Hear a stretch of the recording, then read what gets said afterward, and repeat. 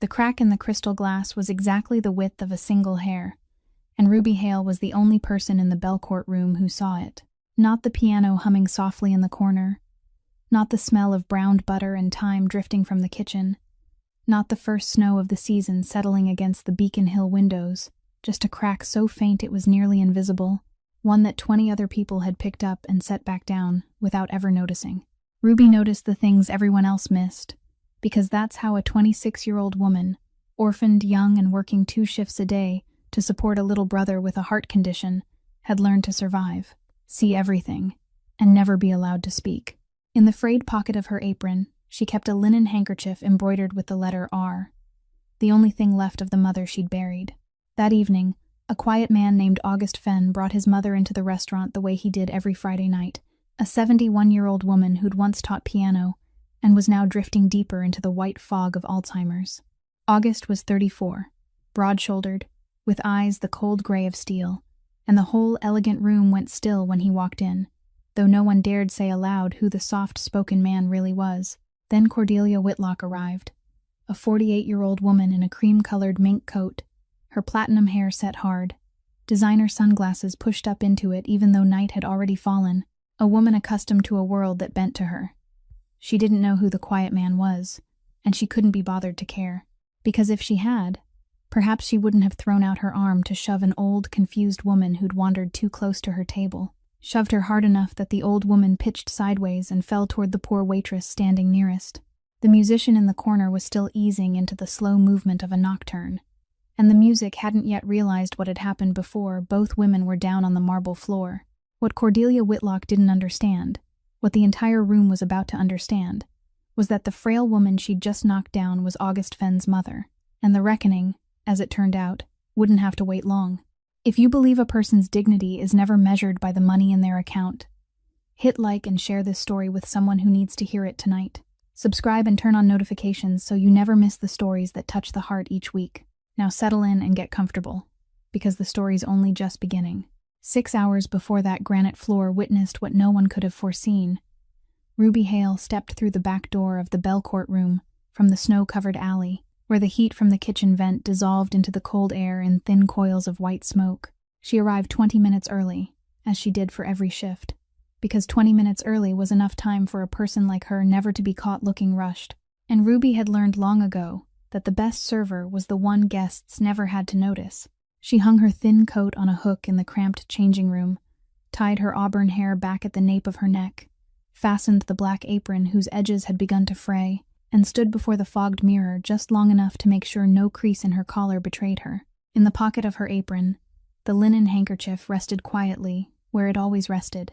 a small weight only she knew was there. Outside, the main dining room was being prepared for Friday night, and Ruby stepped into the silent order she knew by heart, down to every rhythm.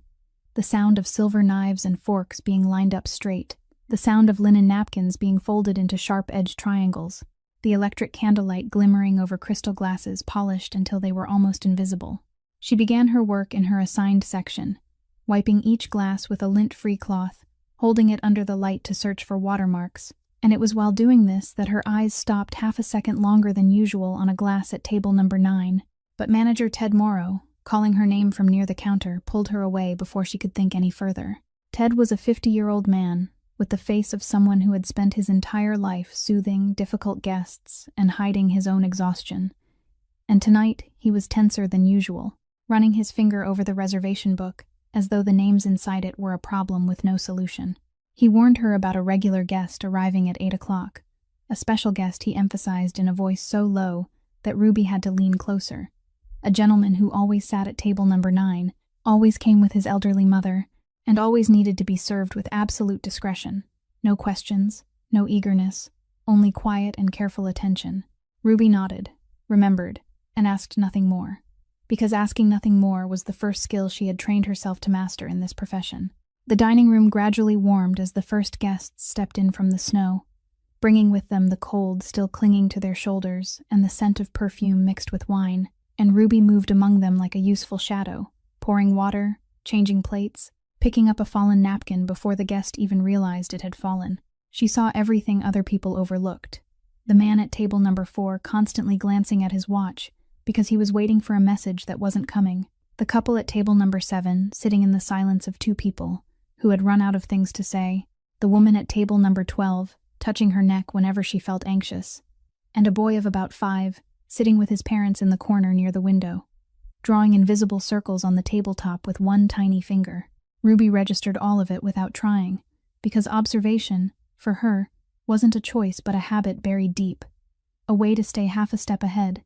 to never be caught missing a beat, to keep herself in that fragile place between being useful and being invisible that this job demanded. Somewhere inside her, a vague worry about something that had to be taken care of before the end of the month hummed quietly like the vibration of a tightly held string, but she was used to pressing it down beneath the discipline of the shift, not allowing it to show on her face,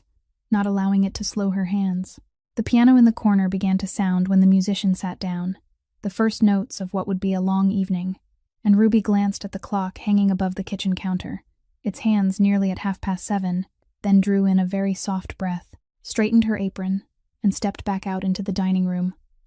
unaware that in less than an hour, her habit of seeing everything would force her to do the one thing her profession had taught her never to do: speak up. Ruby's break came at 7:40, barely 10 minutes between 2 waves of guests, and she slipped through the side door onto the small porch where the staff usually stood to smoke. Though she didn't smoke, she only needed a place to breathe. Snow was still falling slowly into the alley, settling on the shoulders of the thin sweater she had hastily put on,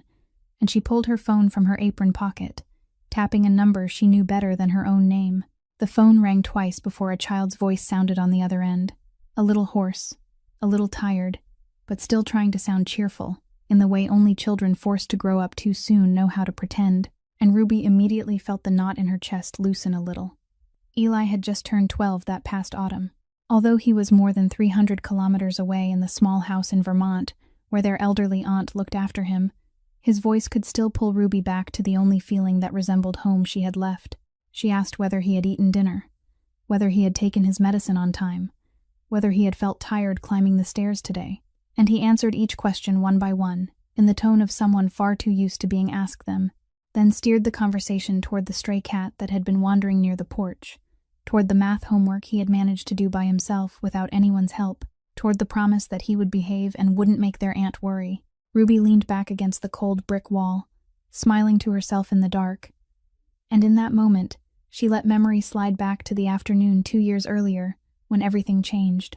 When their mother, a thin woman whose hands had always been warm no matter how brutal the winter became, had held Ruby's hand for the last time and told her in a breath already too weak that no matter what happened, she had to hold on to the boy, because they had only each other left. That mother had not left much behind. No money, no house of any worth, only a linen handkerchief she had embroidered with the letter R in the corner many years before, when her eyes could still see the path of the needle clearly, and she had pressed it into Ruby's palm, as though passing on a promise rather than an object. Since that day, the handkerchief had never left her. It lay in her apron pocket through all those long shifts, a small piece of cloth carrying the warmth of a hand that was no longer there, and every time Ruby's fingers accidentally brushed against it while she was rushing between tables, she remembered why she was standing here, why she bowed her head and endured, why she accepted being an invisible shadow in a room full of people who would never look at her twice. Eli was the reason, the only reason, and the whole reason, and everything Ruby did flowed back to that one point, the way every stream finds its riverbed. She told her brother she would try to visit during the coming break, that she was saving so he could see a better doctor in the city, and her voice softened on that last sentence, not because she wanted to hide it, but because there were things an older sister didn't want her little brother to hear the worry inside. She didn't hear the side door open softly behind her, didn't know that a broad-shouldered man had stepped out onto the porch to escape the noise of the dining room and was standing quietly at the other end, also holding a phone to his ear for a call of his own, close enough to accidentally hear a few of her final words, close enough to catch the name Eli and the nearly breaking softness in the voice of a sister trying to hold herself together. The man didn't look toward her, didn't show that he had heard. He only turned his face away with the discretion of someone who understood very well what a private moment was and why it shouldn't be intruded upon. But something in that voice anchored itself in his memory, a small fragment he would later remember at exactly the moment it became important. Ruby said goodbye to her brother, told him to go to bed early, then stood for one more second in the falling snow, breathing in the sharp cold as though to harden the shell she needed to wear before going back inside. And when she slipped the phone into her apron pocket again, her fingers brushed once more against the handkerchief. Then she pushed the door open and stepped back in, returning to the person this world allowed her to be. Exactly at 8 o'clock, the front door of the Belcourt room opened, and something in the room changed before Ruby even had time to look that way. She noticed the change first through other people, the way she had always read the world, through the way the conversations at a few tables near the entrance softened by half a beat, through the way Ted Morrow hurriedly set down the reservation book and went out to greet the guests himself instead of letting the hostess do it, through the way an older waiter unconsciously straightened his back as though someone had just reminded him of his posture. The man who entered wasn't large in a showy way, but there was an invisible weight in the way he moved, a stillness that made the space around him seem to widen and make room, and Ruby understood at once that this was the regular guest Ted had warned her about in that tense whisper at the beginning of the shift. He looked about 34, broad-shouldered beneath a perfectly tailored charcoal suit without a single wrinkle, his black hair touched with a few early strands of silver and combed neatly back, and his gray eyes had the cold color of cooled steel, the gaze of a man accustomed to seeing through every room he entered within the first few seconds. But what caught Ruby's attention wasn't that aura of authority. It was the arm he was supporting, because walking beside him, holding his elbow with both frail hands, there was a small elderly woman with snow-white hair gathered neatly in a bun and a pale blue wool shawl draped over her shoulders. The old woman walked slowly, every step uncertain, as though the floor beneath her feet wasn't entirely trustworthy, and her eyes moved around the room with the gentle confusion of someone who wasn't sure where she was, but was still trying to be polite to an unfamiliar place. The man didn't show the slightest trace of impatience. He slowed himself to match his mother's pace, bent his head whenever she looked up to say something, and Ruby saw him nod patiently at words she guessed probably followed no logical thread, answering with an expression that held no irritation or embarrassment. Only a tenderness carefully protected the way someone protects a candle in the wind. Ted led them to table number 9, in a quiet corner overlooking the snow-covered window, and the man pulled out his mother's chair himself, supported her elbow as she sat, adjusted the shawl that had slipped from one shoulder, with a movement so gentle, almost no one noticed, and only then did he sit down in the chair across from her. The whole room seemed to return to its normal rhythm, the sound of knives and forks, soft laughter, the piano murmuring in the corner, but Ruby could still feel a thin layer of tension lingering in the air. The way people sat a little straighter, lowered their voices a little more near table number 9, as if everyone silently understood something about that man without anyone daring to say it aloud. A formless kind of caution settling over the dining room like mist. Ruby didn't know who he was, and by professional instinct, she didn't allow herself to be curious, but she couldn't help noticing the way the old woman suddenly reached across the table and took her son's hand, gripping it with a flash of panic like a lost child, and the way the man immediately placed his other hand over hers, sheltering her trembling fingers, leaning forward to say something so quietly that the alarm on her face slowly dissolved and was replaced by a vague smile. In that room full of wealthy guests, used to giving orders and being served, the sight of that silent man patiently soothing his aging mother felt so out of place that it almost made people look away, because it was too real in a place where everything was arranged. Ruby stood close to the edge of her service section, still holding the water pitcher, and for a moment she forgot she was observing with the eyes of a server. Instead, she looked at that man with a feeling she couldn't name, a faint recognition that beneath the shell of power the whole room was wary of, there was a son doing the simplest and hardest thing in the world, not abandoning the woman who had given birth to him, even as she was slowly forgetting who he was. They had just finished ordering when the phone in the man's breast pocket vibrated. Ruby could tell from the way he lowered his head to look at the screen that it wasn't a call he could ignore. His jaw tightened briefly, a subtle shift, but enough for her to notice. He didn't get up right away. Instead, he leaned down and said a few reassuring words to his mother, gently patted the back of her hand, then swept his eyes across the service area, and that gaze stopped directly on Ruby, the only person standing close enough and attentive enough. He signaled softly with a tilt of his head, and when she stepped over, he rose, lowered his voice very low, and spoke to her with a kind of courtesy she didn't often encounter in powerful guests, saying that he had to step into the lobby to take an important phone call for a few minutes, that his mother sometimes became confused when left alone in a crowded place, and asking whether she could keep an eye on her for him until he returned. Ruby nodded, said she would be glad to, and she noticed a flicker of hesitation in his eyes, as though asking a stranger to watch over the most precious thing he had was something he wasn't used to doing and didn't do lightly. But then he nodded his thanks with the slightest bow of his head and walked quickly toward the outer lobby. Ruby pulled an empty chair a little closer to table number 9. Not sitting down because that wouldn't be proper, but standing quietly beside it within reach, and the old woman lifted her head to look at her with cloudy, questioning eyes, then asked in a trembling voice where her son had gone, whether he would come back. Ruby bent down to meet her at eye level, smiled very gently, and said that her son had only stepped out for a little while. He would be right back, and for now she should just sit there comfortably, because Ruby was here with her. Something in Ruby's soft, unhurried voice seemed to reach the old woman, because the fingers that had been clutching the edge of the tablecloth slowly loosened, and she nodded like a child who had been soothed, then looked at Ruby intently for a long while before saying that Ruby had hands like someone she had once known, though she couldn't remember who it was. Ruby didn't correct her, didn't press her with questions, only poured a little more warm water into her glass and set it exactly where her hand could reach it easily, the kind of quiet care she had given 1,000 times to 1,000 guests, though this time there was something more in it, something that wasn't duty, but something close to compassion. Meanwhile, out in the lobby, the man stood with his back turned to the dining room, the phone pressed to his ear, and he didn't know that the place where he was standing was where, only minutes earlier, a young woman had spoken to her younger brother in the falling snow, and he had not yet connected in his mind that the server watching over his mother now was the same soft voice mentioning the name Eli that he had accidentally heard before, a fragment still lying loose in his memory, not yet fitting anywhere, but already there. Back at table number 9, something unexpected happened, because the musician in the corner had just shifted into a new melody. An old piece, slow and gentle, and the moment the first notes trembled through the air, the old woman's face changed completely. The confusion dissolved like mist meeting sunlight.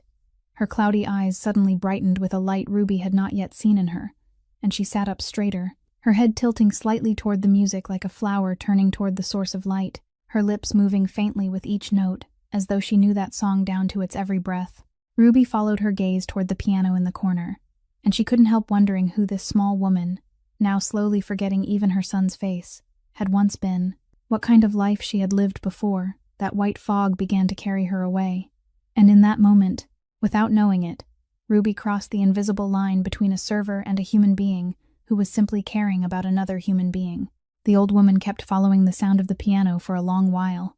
Then she turned to Ruby and said, in a voice that was suddenly so clear and coherent it surprised her, that it was a nocturne, and that the musician was playing the middle passage a little too quickly, the place where each note should have been allowed to ring on its own before being released into the next. Ruby asked softly whether she knew music, and the old woman's face brightened with a gentle pride as she told her she had taught piano for nearly 40 years. In a small room with a window overlooking a row of maple trees, where one class of students after another had sat on her old piano bench and learned how to turn the black dots on a page into something that could breathe. She said her name was Margaret, and she repeated that name twice, as though reassuring herself that at least that much she could still keep. Then she told Ruby, sometimes clearly and sometimes in broken fragments, about afternoons when sunlight slanted through the window and rested on the keys, about the smell of wood and polishing wax, about the way a timid child could sit down full of fear and stand up after 1 hour with entirely different eyes. Ruby listened without interrupting, without hurrying to pull her back into reality the way many people did with people like her, only nodding and asking the right questions at the right moments, because she understood by instinct that what the old woman needed wasn't to be corrected, but to be heard as a person whose dignity was still whole. Then, in the middle of that stream of memory, Margaret's eyes suddenly stopped on some distant point beyond the snow-covered window, and her voice sank as she said she had once taught piano to a little girl with tiny fingers and a heart too large for her small body, a little girl she had loved more than all her other students put together, a daughter she had never stopped missing for even a single day. She didn't say clearly what had happened, and Ruby didn't ask, because there are silences in a person's story that you understand you shouldn't step into, and the old woman only added that the little girl had gone far away from her a very long time ago. So long ago that sometimes she wondered whether she still remembered that face correctly, or whether memory had begun redrawing it with the features she wished to see. There was a sorrow in her voice so deep it reached beyond even the fog of illness, as though this was one of the last things the disease had not yet been able to take from her. A mark carved too deeply to be erased, and Ruby felt her throat tighten, because she recognized in this stranger's longing something that echoed her own loss,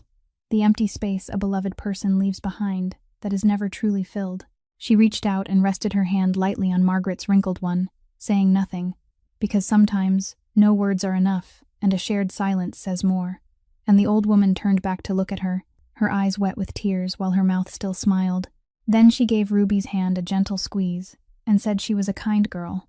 that not everyone would sit and listen to a foolish old woman telling stories. Ruby shook her head and said she wasn't foolish at all, that she was simply carrying an entire life inside her, one not everyone was lucky enough to have lived, and those words seemed to touch some very deep place in Margaret, because she closed her eyes for a moment as if to keep them safe. The piano was still murmuring in the corner, and Margaret tilted her head toward it again, her thin fingers moving faintly across the tablecloth in an invisible rhythm, tracing the keys only she could see, while Ruby stood there quietly keeping watch over her, unaware that in only a few minutes, this fragile piece would be torn open by someone who had never learned how to look at other people as human beings. That piece began to crack from the front door, where a rush of cold air swept in together, with a shrill voice that had already risen before its owner had even fully stepped into the dining room, a voice made not for conversation but for command, for forcing an entire room to turn and look. The woman entered as though this restaurant had been built solely to await her arrival. Wrapped in an expensive cream-colored mink coat, her platinum blonde hair set into stiff curls without a single strand out of place, designer sunglasses still perched carelessly on top of her head,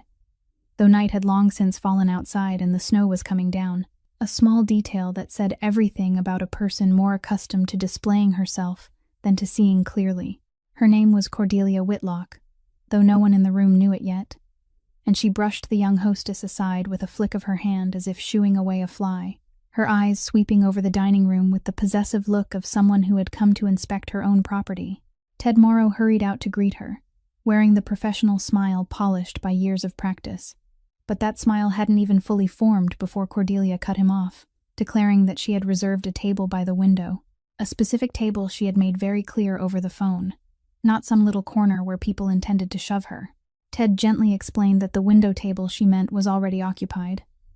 but he would be very happy to arrange another table for her that was just as lovely, and no sooner had he finished than Cordelia let out a cold little scoff, saying she didn't care who was sitting there, that the other guests should be moved somewhere else, because she had been a regular at the finest establishments in the city, since before this ordinary little restaurant had even opened its doors. The dining room sank into that particular kind of silence belonging to people trying their hardest not to be pulled in, guests lowering their eyes to their plates, dropping their voices, pretending not to hear, because no one wanted to become the next target of a rage that had no reason. Ted still managed to keep his composure, leading her to a fine table near the middle of the room. But as soon as Cordelia sat down, she complained that the table was too close to the aisle, then that the lighting was too dim. Then, when the server poured her a taste of wine according to the proper ritual, she swirled the glass, took a sip, grimaced, and announced that this was undrinkable, that it had either gone bad or been stored at the wrong temperature, then pushed the glass away with disgust, as though someone had dared insult her refined taste. The young server stammered an apology and promised to bring another bottle, but that didn't satisfy Cordelia either, because satisfaction had never been what she was truly searching for. What she wanted was the feeling of making other people submit, of seeing them bend, and each apology only made her press farther. When Ted returned to the table to try to soothe the situation once more, Cordelia leaned back in her chair, crossed her arms over her chest, and lowered her voice by a degree that made it more dangerous than when she had been shouting, telling him he should be careful about how he treated her, because she knew people who could have this restaurant shut down with a single phone call, that her husband sat at tables with the people who owned half the city's financial district, and that she would remember his face, remember it very clearly. Ted went a little pale, but he still bowed his head politely and stepped back, because he was an employee, and employees understood very well the cost of talking back to a guest who could truly cause trouble, and that forced restraint of his only confirmed in Cordelia's eyes that she was right, that the world operated the way she wanted it to, that money and connections were the shield that meant she would never have to suffer consequences for anything she did. From the corner of the room, Ruby stood beside table number 9 and watched all of it, with a vague unease rising in her chest. The instinct of someone used to reading storms before they broke, and she instinctively shifted a little closer to Margaret, as though wanting to use her own body to shield the old woman from something she couldn't yet name, but could already feel drawing very near. At the table in the corner near the window, the young couple with a little boy of about 5 had exchanged a quiet look, the kind of look parents use to speak to each other without words, saying it was time to go, and the mother gently folded her napkin, bent down, and whispered to her son that the two of them would wait out in the lobby while his father paid the bill, where there was a warm fireplace and his grandmother would be calling. The boy obediently slipped down from his chair, took his mother's hand, and she led him quickly toward the outer lobby, away from the tension rising in the dining room, a tension her mother's instinct had sensed even before it had time to erupt into anything, because there are things adults are forced to witness, but a child shouldn't have to. The father lingered a little longer to finish the meal before following them, leaving behind the empty table where, only moments earlier, there had still been the clear laughter of a child. Now there were only adults left in the dining room, and the stage had been cleared for what was about to happen, though no one could yet imagine it. At the table in the middle of the room, Cordelia Whitlock sat sipping her second glass of wine, which she still judged as acceptable but not good, and if anyone had been patient enough to look through that arrogant shell, they might have seen something more pitiful than hateful. Cordelia had grown up in a family that had once been wealthy, part of the old upper class of the region, raised by people who believed a person's worth was measured by bloodline and property, and from childhood she had been taught that there were two kinds of people in the world, those who gave orders and those who obeyed, and that her duty was never to fall into the second kind. She had married a powerful man in finance not because of love, but because it was expected, and through all the years that followed, she had learned to fill the widening emptiness inside herself with things that could be bought: fur coats, lavish vacations, dinners in places where people had to say her name with respect. But deep underneath, there was a truth even Cordelia didn't dare face, that no one in her glittering world truly liked her, that the people surrounding her only surrounded her husband's name and wallet, and the obedience she demanded from servers, employees, and those she considered beneath her was the only thing that still made her feel she had any real power in a life she had never truly chosen for herself. She despised working people not because they had done anything wrong, but because their existence reminded her of the thing she feared most, that if money and status were stripped away from her, she would be no different from them, a bare human being with nothing to cling to, and that fear had turned into cruelty, because being cruel to those weaker than oneself is the easiest way for an empty person to convince herself she is still powerful. Tonight, sitting in this unfamiliar restaurant while her husband was somewhere in a late meeting and would only arrive later, Cordelia felt an unpleasant restlessness rising inside her that she couldn't understand, a feeling of being overlooked, of not being treated as her rank deserved, and she swept her eyes around the dining room in search of something to pour that feeling onto, a target, an excuse. Her gaze passed over the guests, deliberately avoiding looking at her, passed over the server standing tucked away in a far corner, and then stopped at table number 9, where a silver-haired old woman sat alone, her head tilted toward the music with a look of confusion, and inside Cordelia's mind, something small and poisonous began to take shape, though she herself had not yet realized she was preparing to do something that could never be taken back. At that very moment, Ted Morrow signaled to Ruby from the other side of the room, where a group of guests had just ordered more dishes and needed to be served immediately, and Ruby hesitated for a brief second, glancing at Margaret sitting peacefully with her head tilted toward the music, then told herself she would only be gone for 1 minute, that the old woman was calm and safe, and that she would come right back. She moved quickly to the other table, both hands carrying a tray, bending to set each plate down with practiced skill, but all the while part of her mind remained at table number 9, that habit of keeping watch already rooted in her blood, and that was why, when she happened to glance toward the corner of the room, her heart suddenly dropped. Table number 9 was empty. In the brief moment Ruby had turned her back, the piano in the corner had drifted into another melody, a piece of music that seemed to Margaret like a summons from the past, and the old woman had slowly risen from her chair, her cloudy eyes now filled with a strange certainty that she was in her old music room, that the music was being played by a student waiting for her instruction. She felt her way along the backs of chairs, taking hesitant but purposeful steps toward the piano in the corner. And that path led her past the table in the middle of the room where Cordelia Whitlock was sitting. And as she moved, Margaret's thin hand reached out for balance and accidentally brushed against the shoulder of the cream-colored mink coat. A light, trembling, completely harmless touch from an elderly woman trying not to fall. Cordelia whipped around as though she had been burned, her face twisting with disgust as she saw the silver-haired old woman standing unsteadily beside her, her bewildered eyes unaware that she had disturbed anyone. Not a flicker of compassion, not a second of hesitation to wonder whether the aging woman in front of her was all right, whether she needed help. Cordelia saw only an invasion of her space, something she considered filthy, daring to touch her expensive coat, and she unleashed a stream of cruel words in that shrill voice, loud enough for the whole corner of the room to hear. She said that people were letting this kind of person wander around now, that a respectable restaurant shouldn't allow senile old things who no longer knew where they were to roam freely among decent guests, that perhaps this old woman ought to be locked away somewhere instead of forcing Cordelia to endure being disturbed during her dinner. Margaret stood there, receiving all those words without fully understanding them, but she understood the tone, the harshness and contempt in its sound, and the old woman's face began to change, the vague joy of the music room fading away, replaced by the frightened confusion of a child being scolded without knowing what she had done wrong.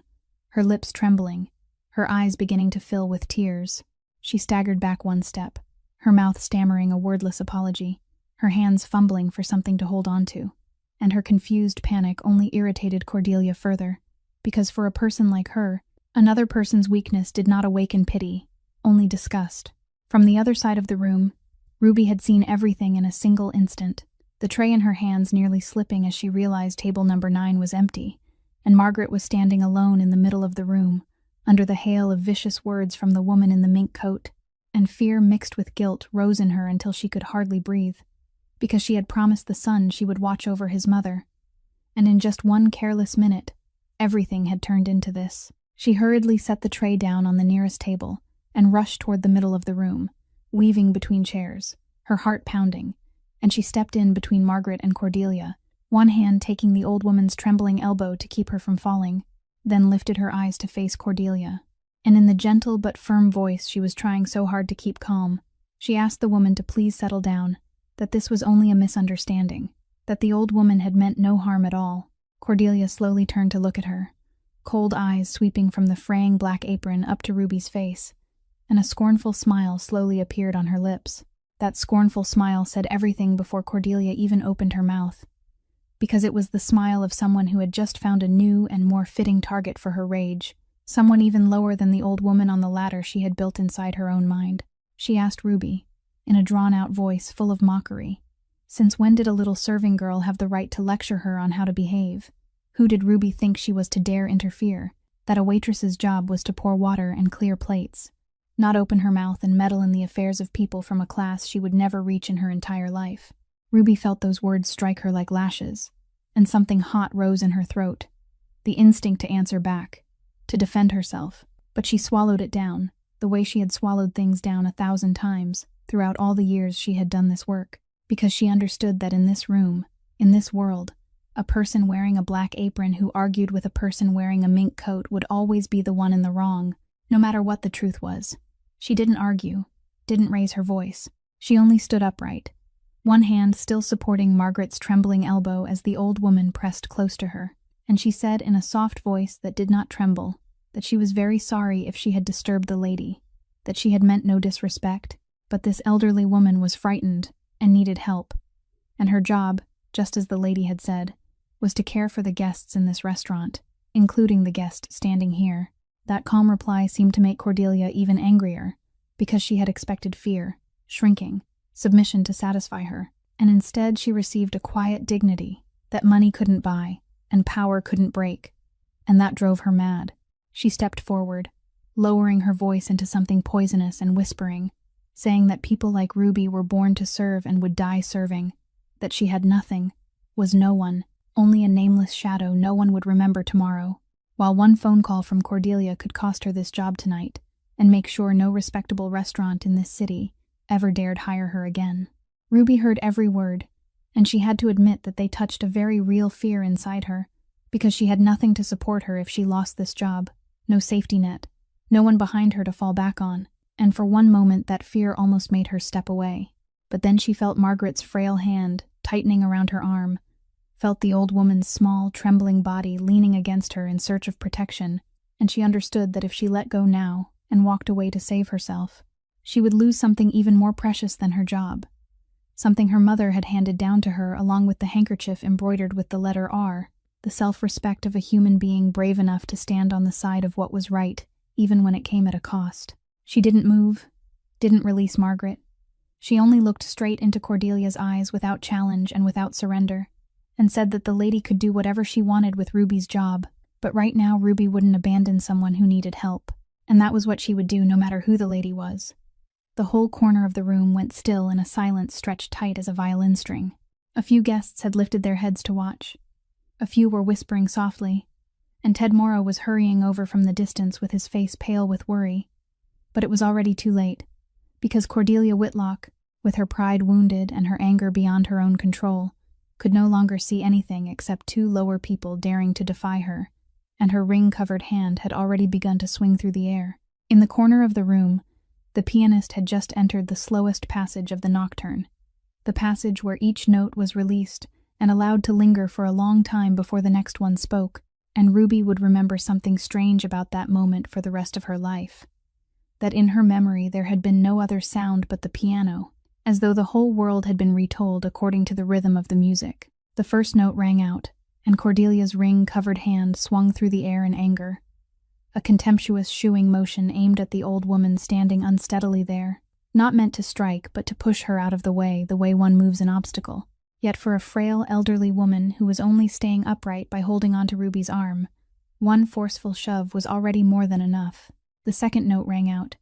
and Ruby felt Margaret's small body sway beneath that push, felt the hand clinging to her suddenly slip from her arm as the old woman lost her balance and began falling backward, toward the cold, hard granite floor, and in that split second, everything inside Ruby narrowed into a single instinct, an instinct older than fear. The third note rang out, and Ruby had already thrown herself forward, without one instant of calculation, without 1 second of thought, almost hurling her whole body down so she could slip between the old woman's fragile back and the hard stone floor, wrapping both arms around Margaret and twisting herself so that her own back and shoulder would hit the floor first, so her body would become the cushion, shielding the little woman she had promised to watch over. The fourth note rang out, gentle and tender, as though the music still had no idea what had just happened in the room, still murmuring its own story about some beautiful sorrow, and by then, both women were on the granite floor, Ruby underneath with Margaret's whole body held tight in her arms, supported, protected, almost untouched by the floor. The impact drove into Ruby's shoulder and hip, a sharp burst of pain spreading along her spine, but she didn't loosen her hold, didn't release the woman she was holding, because the only thing she thought about in that moment wasn't her own pain, but whether the old woman was all right. The room broke open from its silence, and Ruby felt it more than heard it, through the shadows of people springing up from their chairs, through someone crying out in horror, through an elderly diner lifting a hand to cover his mouth, through Ted Morrow's ashen face as he rushed toward them, through the way the space around her suddenly filled with panicked motion. She didn't see all of it because her eyes were fixed entirely on Margaret's face, so close above her own, and what she read there made her heart tighten, because the old woman's eyes were wide with terror and disorientation, her lips trembling violently, her whole body shaking in Ruby's arms like a leaf in a storm. Ruby forced her voice to soften as much as she could, whispering into the old woman's ear that she was safe now, that Ruby was here with her, that it was all right, repeating the words again and again like a spell while trying to push herself up and still keep the old woman's body cradled with care. Above them, Cordelia Whitlock stood frozen for a moment, the hand she had swung still hovering in the air, and across her face passed an expression perhaps even she did not recognize, not quite remorse, but the stunned instant of a person who had just done something whose consequences even she hadn't foreseen, before the familiar shell of arrogance immediately rose again to hide it. But the entire room had seen it. Dozens of pairs of eyes had witnessed it, and the air thickened in that suspended moment between what had just happened and what was about to come, the moment before the real storm came crashing down. Ruby finally managed to push herself upright on the cold stone floor. Her back braced against the leg of a table, and she pulled Margaret into her lap, holding the trembling old woman as though she were holding a child. One hand supporting the back of her neck, the other wrapped around the thin shoulders, shaking in waves. She couldn't clearly hear what was happening around her, because her ears were still ringing from the fall, but she could read all of it on the faces surrounding them, the way the entire room retold its horror to her in the language of expressions. The elderly diner at the next table was still standing, rooted in place with one hand over his mouth, his eyes wide and unblinking. A woman farther away had turned her face completely aside, unable to bear the sight, her shoulders trembling. Ted Morrow dropped to his knees beside them, his lips moving again and again with words Ruby could only dimly catch, his face white as paper, his hands hovering helplessly, not knowing where to place themselves. The pianist in the corner had stopped playing without anyone noticing when, his fingers still suspended above the keys, and the sudden silence after the music died felt heavier than any scream. And then, in the middle of that frozen scene, Margaret suddenly clutched the front of Ruby's uniform with both hands, lifted her tear-soaked face to look at her, and from the old woman's trembling lips came a name, a daughter's name called with all the desperation and love of a heart that had carried that longing through an entire lifetime. She called that name again, and then again, and she pressed her face into Ruby's shoulder, confusing the girl holding her with a figure from the distant past, the daughter she had never stopped missing for even one day, the daughter who had gone far away from her long ago and left inside her a hollow space that even the cruel disease erasing everything else from her mind couldn't erase. She whispered that she had been looking for her for so long that she thought she had lost her, that she mustn't leave her mother again, and every word cut into Ruby's heart like a blade, because she understood that she was standing in a sacred and painful place inside the soul of a stranger, a place money couldn't buy, power couldn't touch, a place where only the barest grief of motherhood lived. Ruby didn't correct her, didn't say she was mistaken, because in that moment it no longer mattered, and instead she held her tighter, laid one hand on her silver hair, and stroked it softly the way someone soothes a child, whispering into her ear that she had found her now, that everything was all right, that she wasn't alone anymore. She allowed the old woman to believe what she needed to believe, allowed her to cling to the warmth of human arms in the moment she needed it most. And Ruby's own tears began to fall without her even realizing it, sinking into the silver hair of the woman sobbing in her lap. The guests who witnessed that scene, adults long accustomed to hiding their feelings in public, could no longer keep their composure. Some quietly wiped the corners of their eyes, some turned away and swallowed hard, because what stood before them was no longer a noisy altercation, but something so naked and holy it made them feel small, the image of a poor girl in a black apron holding a confused, wealthy old woman in her arms, giving her something all the riches in the world couldn't buy, the feeling of being seen as a human being, of being comforted, of being loved without condition in the weakest moment of her life. And at the edge of that scene, no one noticed that the broad-shouldered man, who had just stepped back in from the outer lobby, had frozen at the dining room threshold, his phone fallen from his hand, his steel-gray eyes fixed on the sight of his mother, sobbing in the arms of a stranger. For one long moment that felt endless, August Fenn only stood there at the threshold, motionless, his gray eyes slowly taking in the whole scene before him, his mother sobbing on the floor in the arms of a girl wearing an apron, the pale blue wool shawl slipped from her shoulders and lying across the cold stone, and the son's face did not twist with rage, but instead became frighteningly still, the stillness of water just before a great storm tears it open. He didn't shout, didn't rush forward, didn't make a single unnecessary movement. He only began to walk, one step at a time, slowly crossing the dining room toward his mother. And it was precisely that calm slowness that sent a chill down the spine of the whole room more than any roar could have done, because there was a force radiating from him in that moment that made everyone who met his eyes instinctively step back or lower their head. Ted Morrow was the first to look up and see him, and the manager's reaction said everything, because his already pale face now went so white there was no color left in it, and he sprang up, stammering Mr. Fenn's name in the voice of a man who had just realized disaster had climbed to an entirely different level. And the way Ted bent his body in a bow, the way his hands shook, sent a wave of recognition spreading through the surrounding tables. A middle-aged man seated nearby, who until then had been trying to maintain an air of indifference, suddenly went pale when he clearly saw August's face. and he hurriedly tugged at his wife's sleeve, leaning close to whisper something in her ear that made her immediately lift a hand to cover her mouth and look at August with both astonishment and fear. That whisper began passing from table to table, like an underground ripple. Names carried in voices so low they were almost soundless. Quick glances flicking toward the silent man, and then hurrying away again as though afraid of being caught looking. And though no one said aloud who he was, that identity had already filled the thick air of the room like an unmistakable scent.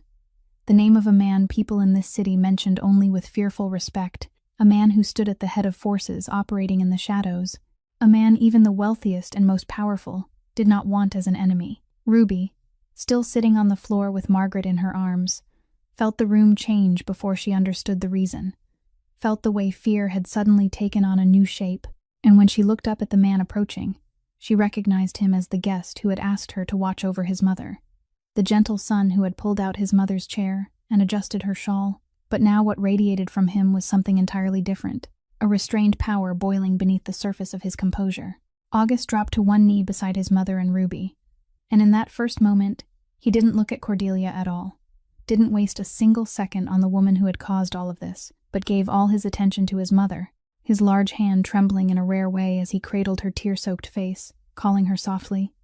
"Mother, it's me. I'm here now." Margaret was still lost in confusion. She looked at her son with eyes that had not yet recognized him, still calling the daughter's name from her grief, and Ruby saw something in the man's steel-gray eyes break for one split second when he heard his mother speak that name, an old and fathomless pain he had buried long ago, before he managed to pull himself back and hide it. Then August turned to Ruby, and for the first time he looked directly at her, his eyes passing over the crooked apron, over the scrape on her elbow where it had struck the stone floor, over the way she was still holding his mother tightly, still protecting her even though she herself had taken the full force of the fall. And in his eyes, beneath the fury he was holding back, something else appeared, a recognition, a gratitude so deep that no words could express it, for the strange girl who had done for his mother the one thing he had not been there to do. While the whole room held its breath watching the man kneeling beside his mother, Cordelia Whitlock did the one thing perhaps only someone like her could do in that moment. She pulled her phone from her expensive handbag and began dialing with fingers that did not tremble. She still did not understand, or deliberately refused to allow herself to understand, the seriousness of what she had just caused. And her first instinct was not to bend down and see whether the old woman was all right, not to apologize, but to defend herself, to attack,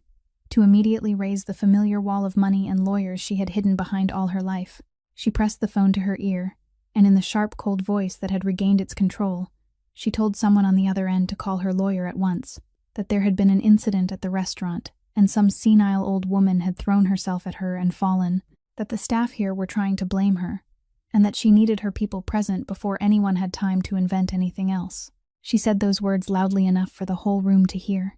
as though declaring her own version of the truth with enough confidence would make it true, and she swept her eyes around the watching guests with a challenging look, memorizing each face, as though warning that anyone who dared testify against her would regret it. August rose from beside his mother, slowly, and turned to face Cordelia, and his silence in that moment was so heavy that even Cordelia, who had never known how to fear anyone, stopped short in the middle of her sentence. He did not move toward her in a threatening way, did not clench his fists, did not raise his voice. He only stood there with his steel-colored eyes fixed directly on her, and when he spoke, his voice was low and even, but every word fell through the silent room, like stones dropping into a still lake. He told her that the woman on the floor was his mother, and he said it not as a threat but as a simple truth. Yet it was that very simplicity that made it all the more frightening, because everyone in the room understood the weight of the words "my mother" when they came from this man's mouth. He went on to say that she could call as many lawyers as she liked,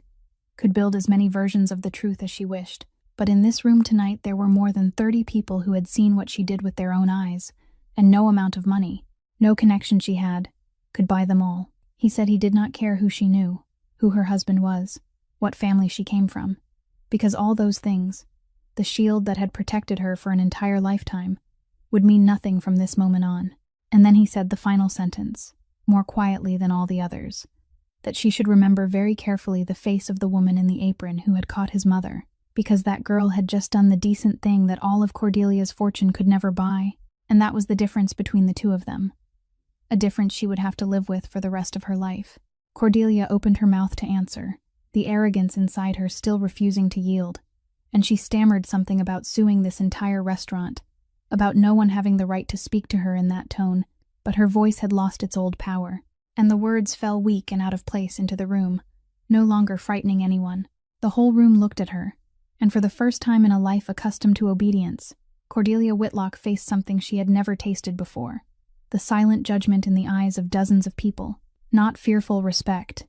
not submission, but quiet contempt for someone who had exposed the whole of who she was,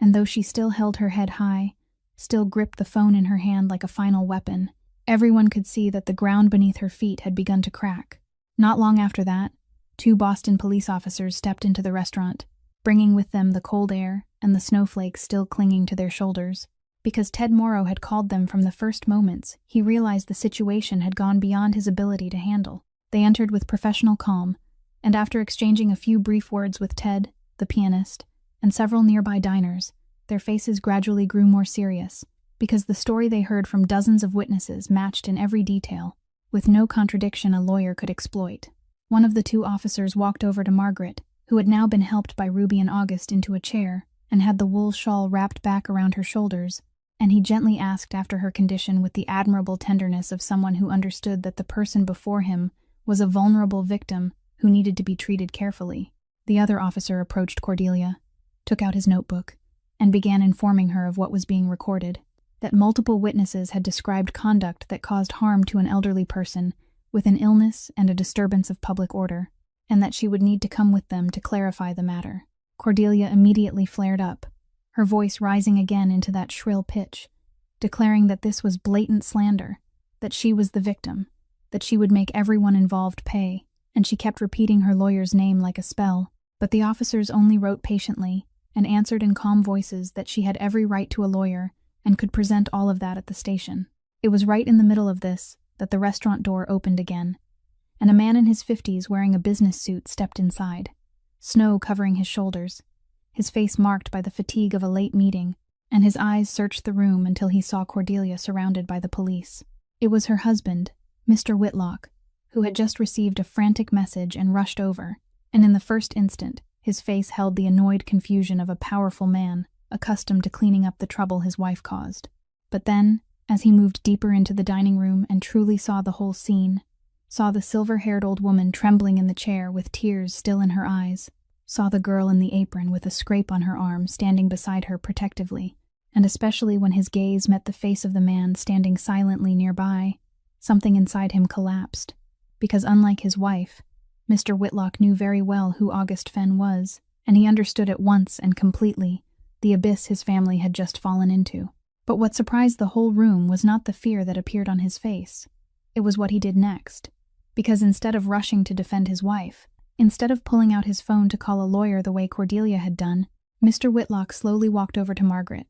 and before everyone's stunned eyes, he lowered himself onto one knee on the stone floor right in front of the old woman, bringing himself down to her eye level, a wealthy man in an expensive suit kneeling on the restaurant floor. He spoke to Margaret in a choked and sincere voice, asking her to forgive what had happened to her that night, saying there were no words that could excuse it, that he was deeply, deeply sorry, and his eyes reddened as he said those words. Margaret looked at him with gentle bewilderment, perhaps not fully understanding what was happening, but she felt the tenderness in his voice, and she nodded faintly, reaching out with her wrinkled hand to pat his hand as though comforting him, and that gesture of unconditional forgiveness from the old woman made the grown man lower his head to hide his emotion. And so, in the same room, in the same moment, 2 people carrying the Whitlock name showed the whole world 2 completely opposite natures. A woman who had caused harm and did not know how to bow her head, and a man who had committed no wrong himself, yet was willing to kneel and ask forgiveness on behalf of the person he had bound his life to. After the police had taken Cordelia outside to complete the procedures, and the commotion gradually settled, August found Ruby, who had by then helped Margaret sit safely, and was quietly gathering up the broken pieces of the evening with hands that were still trembling slightly. He stood before her, and for the first time since that terrible moment, the frightening calm on his face had faded, giving way to something softer, almost the awkwardness of a man unused to owing anyone a debt of kindness. He thanked her in simple but sincere words, saying that she had done something he would never forget, that she had protected his mother when he had not been there, and then he offered to repay her, not with empty thanks, but with something that could truly change her life. He said he knew she was carrying heavy burdens, and when he said that, he paused briefly, because a loose piece from earlier had just clicked into place in his mind, the soft voice he had accidentally heard out in the lobby at the beginning of the evening, the name Eli, the way the girl had spoken about saving money so someone could see a better doctor.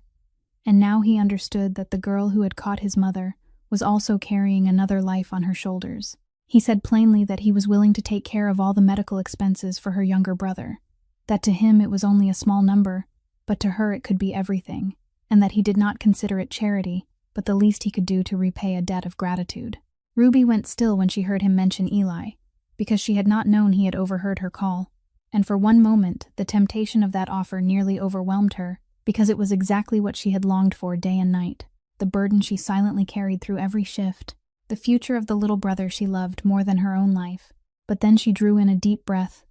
lifted her head to look at him, and shook it gently but firmly, saying that she was deeply grateful for his kindness. But she couldn't accept it, because what she had done tonight had not been done in exchange for anything, and if she took his money, then the moment she held his mother would become a transaction, and she did not want that. She said she had caught the old woman not because she was the mother of a powerful man, but because she was a human being who needed help. And if Ruby accepted a reward for that, she would lose the very reason she had done it. August looked at her for a long while, and in his eyes appeared a respect that very few people in this world had ever received from him, because he was far too accustomed to a world where everyone had a price, where every kindness hid a calculation, and standing before him now was a poor girl with nothing in her hands, refusing the very thing that could save her life, just so she could preserve the purity of a single act of grace. He then asked her that if there was one thing she could wish for, what would it be? Ruby thought for a moment, and replied that her only desire was that when this incident was written down, when it was entered into the record and retold by others, please let people understand that his mother was not some senile old woman deserving to be shooed away the way that woman had said, but a whole human being, someone who had once taught piano, a mother who carried a lifetime of love in her heart, and that her illness was not something shameful. She said the final sentence very softly but clearly, that his mother's dignity wasn't her failing, and those words hung in the air between them like something sacred, making the powerful man who had once made the entire city lower its eyes, turn his face away for a moment to hide the sudden sting in his eyes. When the room had settled back into silence and the guests slowly found their breath again, something no one expected happened, because Margaret, who was still sitting on the chair in a daze, suddenly stood and took slow steps toward the piano in the corner, the place from which the music had been calling to her all evening like a whisper from the past. August started to follow and support his mother, but Ruby gently placed a hand on his arm and shook her head slightly, as if to say, "Let her go," and the son stopped, watching his mother with eyes full of both worry and hope. Margaret sat down on the piano bench, her wrinkled, trembling hands lifting and hovering above the ivory keys for a moment, as though even she wasn't sure she still remembered what to do. But then, when those fingertips touched the keys, a miracle took place, because the memory that illness had stolen from her almost completely had somehow remained hidden in a place deeper than ordinary remembrance, inside the very hands that had repeated these movements tens of thousands of times for nearly 40 years, and her hands began to glide across the keys without needing her to command them. A melody rose, hesitant in its first notes, and then growing clearer and more certain with each passing breath. An old song so beautiful it made the heart ache, and in that moment, the woman who was slowly being lost inside the white fog suddenly became entirely herself again, her back straightening, her face glowing with a peace no one had seen in her all evening, as though in music she had found again the part of herself illness had seemed to take away. The whole room fell silent to listen, not with the fearful caution that had filled it when August entered, but with sincere emotion, and it was then that the young mother led her 5-year-old son back in from the outer lobby, because peace had returned, and the child could now safely be present, and the little boy let go of his mother's hand and walked over to stand quietly beside the piano, lifting his clear eyes to the old woman playing music with all the innocent wonder only a child could have. August stood there watching his mother, and the tears that powerful man had held back all evening finally rolled down in silence, because it had been so very long since he had seen his mother like this. Ruby stepped closer to the piano, and when the music reached its final notes and slowly faded into the room, she pulled the linen handkerchief embroidered with the letter R from her apron pocket, the last keepsake from her late mother, and gently placed it into Margaret's trembling hand, folding the old woman's wrinkled fingers around the cloth, a gift given for no reason other than love between two people who had recognized each other through a shared grief. Later, people would record all the events of that night in written reports, and those words would say that Cordelia Whitlock was charged for harming an elderly person with an illness and disturbing public order, that a name once spoken with respect in the city's upper circles was now mentioned only with contempt, that the Whitlock family not long afterward quietly lost the lease on expensive office floors in a building that turned out to belong to August Fenn himself, and that somewhere, an anonymous fund silently paid every medical expense for a 12-year-old boy with a heart condition in Vermont. Something Ruby would only dimly begin to guess many months later. When she finally wondered who had stood behind it, those were the facts. They existed in records, in conversations, in the memories of dozens of people who had been present that night. But what mattered most to Ruby was not the punishment of that arrogant woman, nor even the silent money that saved her brother's future, but the image of an old woman slipping into forgetfulness, finding herself again through a piece of music, the clear eyes of a child believing that music and kindness were the proper human response to this world, and the simple truth Ruby had always believed, that a person's dignity had never been, and would never be, measured by the money they owned, but by the way they treated someone who could give them nothing in return. Tonight's story reminds us of something simple but profound, that true kindness does not wait for a reward, that tenderness toward the vulnerable is the truest measure of a soul, and that every human being, whether old, ill, poor, or nameless, deserves to be seen and cherished as a whole person. If this story has touched your heart, please subscribe to our channel, hit like, and share so we can listen to many more meaningful stories together every day. How do you feel about tonight's story? About Ruby, about August, and about that poor elderly mother? Please leave a few lines in the comments below, because we always hope to hear the honest feelings from deep within your heart. Thank you for listening all the way to the very last moment. We wish you and your loved ones abundant health, a joyful, peaceful life, filled with love every day. Goodbye, and we'll see you again in the next stories.